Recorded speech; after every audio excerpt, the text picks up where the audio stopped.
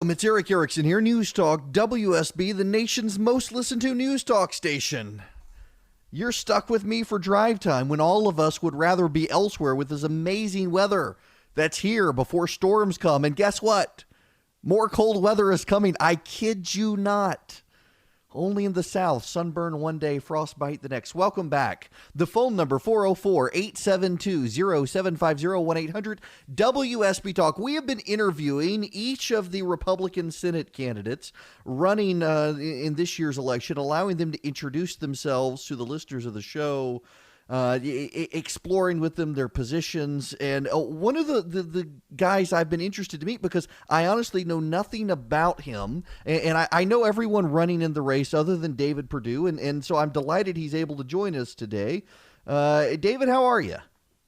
Fine, Eric. Thank you for the courtesy. I look forward to meeting you in person sometime. Yeah, absolutely. So look, honestly, I know all of the candidates in the race. I'm friends with some in the race. I don't know a lot about you other than generally your biography, and so I'm glad you're here and just want to give you the opportunity to tell everybody listening about yourself. Well, that'd be great. Well, let me just tell you a little bit about who I am. I mean, I was born in Macon and then raised in Warner Robins. My mother and father were teachers. My father, later in his career, became the superintendent of schools in Houston County. I then worked my way through Georgia Tech, although I'm learning how to say "Go Dogs," believe it or not. But I got an engineering degree and started working in the corporate world with a company called Kurt Salmon Associates, where we helped small businesses. My first few clients were right here in the state, as a matter of fact, in Eastman and Cochran and Moultrie with Riverside Manufacturing. And then later in my career, I was asked to go to Asia and live in Hong Kong to open up Sara Lee's first corporate headquarters in Asia. And today it's a thriving part of their business. So we lived over in Hong Kong for a while, and I'd worked in Asia a good part of my career. Prior to that, we'd actually lived in France as well. And in Hong Kong, we actually moved our two teenage boys, young teenagers over there, and it was an eye-opening experience, I can tell you. But then I became later president and CEO of the Reebok brand, the sports brand, and was asked to be part of a team to try to enact a turnaround, and we did, largely on the back of getting the first ever exclusive deal with the NFL and NBA, and then later the NHL, where effectively the other brands like Nike and Adidas were blocked out of those leagues. They just got back in last year. And then I finished my career as chairman and CEO of Dollar General, another turnaround. I was part of a great team there with a fantastic mission. It was a beautiful company, still is a great company with a great mission of helping families get from payday to payday. And once we sold that business, I then co-founded a little small business here in Georgia, and we export American-made products to third world countries, emerging markets, and so forth. And we just bought a trucking company last year.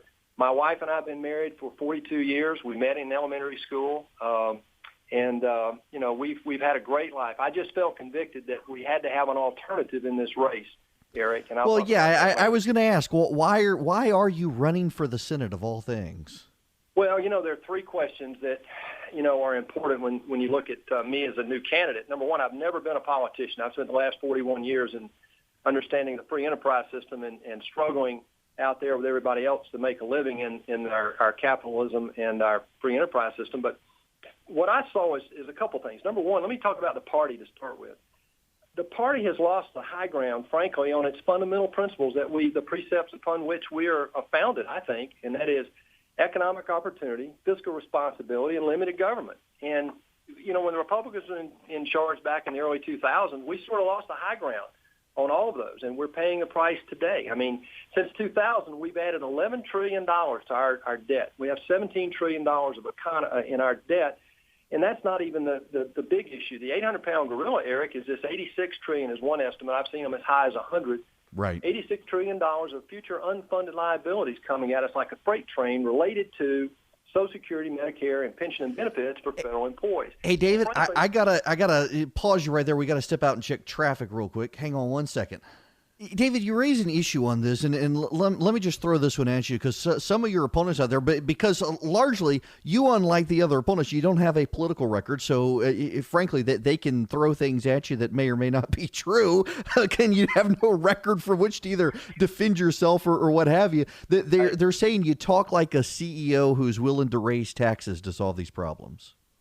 Well, I don't know where that comes from. That certainly shows that they don't know me at all. I mean, the last thing you'd want to do in this economy where 1 in 5 Americans are either unemployed or underemployed, and last year, 80% of the jobs we created on their watch, by the way, are part-time jobs. I mean, that's not the America that we all were raised in. This is the first generation, Eric, that has to tell our kids that we're leaving them a country worse off than we found it. And, my main thing right now is to break the logjam in Congress, this gridlock that we've had since 2000 between the Democrats wanting tax increase, Republicans wanting spending cuts. We're not getting anywhere with it. And frankly, when you understand that there are only about 10 people in the United States Senate who have any business experience, you understand how these arcane rules come out that just hinder small businesses, hinder businesses from growing economically.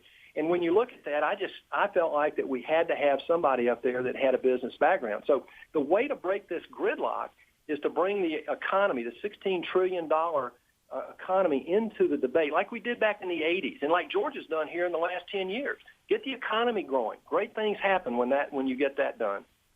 Well, let me ask you on a different angle, because I'm with you. Spending is the biggest issue right now, and the federal debt.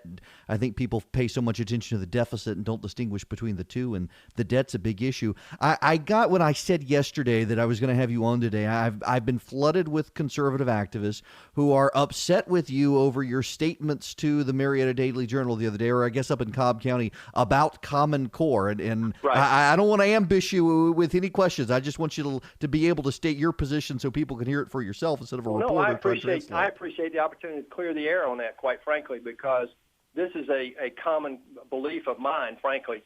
My mother and father were teachers, and we were in a federally impacted area at Robbins because of Robbins Air Force Base, and a lot of the money that they used in that school system had to be federal money, and because of that, we got the strings attached. So back in the 60s and 70s, I remember my dad having to fight tooth and nail against overbearing, overreaching control from the federal government. So local control has been part of my dinner conversation since I was 6 or 7 years old. I believe we should have a set of unbiased standards, but what happened in Common Core, the original intent, like so many things, got convoluted when the federal government got involved and started trying to dictate what happens at the local level. I believe very strongly that the best decision with regard to our kids' educations has to do with the parent, the teacher, the school principal, and the administrator in that local community. Look, let me tell you something. The last 30 years, we've proven one thing. We can throw money at it from the federal government. It doesn't help our education situation. Our 14-year-olds today are way behind the world in general, in the 25th to 30 range in ranking in math and science. We're not graduating probably around 30% of our kids right now. So the current system is broken. We've got to get back to local control. But I want to clear the air. I think Common Core is definitely overreaching right now and should be abandoned in its current form. Well, I think people will be reassured to hear that. I want to ask you something, a personal statement I've wondered about. Sorry, suddenly my cell phone is ringing from Ohio. One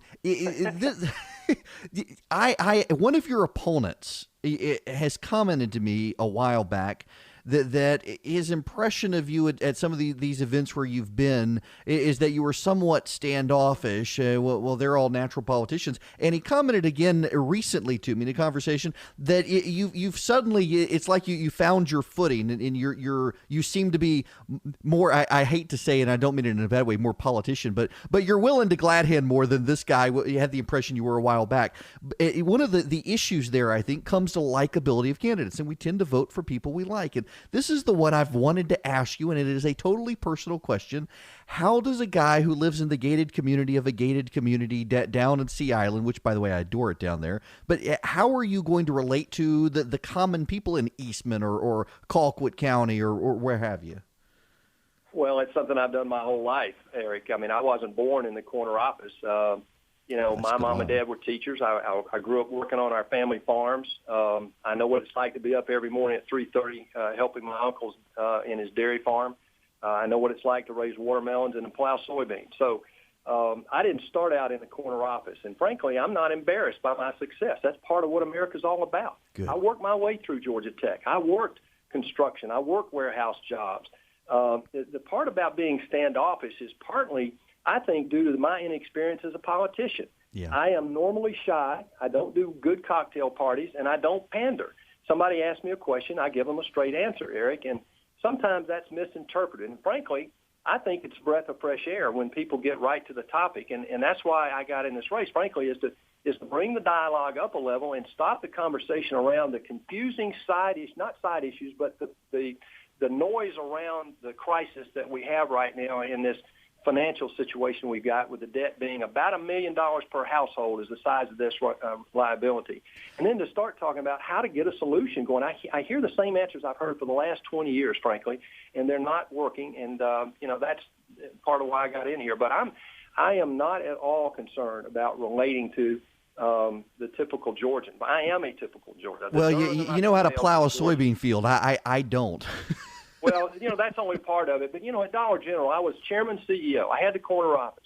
And yet that turnaround was based on talking to consumers in their kitchens about the size of the bleach that they were buying. It was turned around was based on talking to store managers about why they were leaving the company, why turnover was so high before I got there. And we cut that by probably 75% turnover or more, based on the fact that we listened to their problems. I mean, in business, you have to relate to your customers, your employees, your investors, your bondholders, your analysts. You've got to be able to relate, or you won't be successful. And my track record is not perfect, but I guarantee you it's very successful. Well, David, look, I appreciate you stopping by. I hope to have more conversation on the air with you and all the other candidates. And it sounds like one of your biggest hang-ups, of course, is going to be learning to say "go dogs" and get down to some of the black and gold. But you'll get my father-in-law's vote just by having gone to Tech. So. Well, I can do the "go dogs," but the barking is still yet to come. I'll tell you, Eric. Well, don't try that one. Yeah, exactly. Thanks for allowing me to visit. Absolutely, everybody. David Perdue, thanks for joining us. WSB's Erick Erickson. Erick Erickson. He's Georgia's and the nation's renegade conservative. Every day, 5 to 7 on News Talk WSB. Yeah, don't hold the Georgia Tech thing against David Perdue. I mean, it could be worse. He could be an Auburn fan. We'll be back, folks.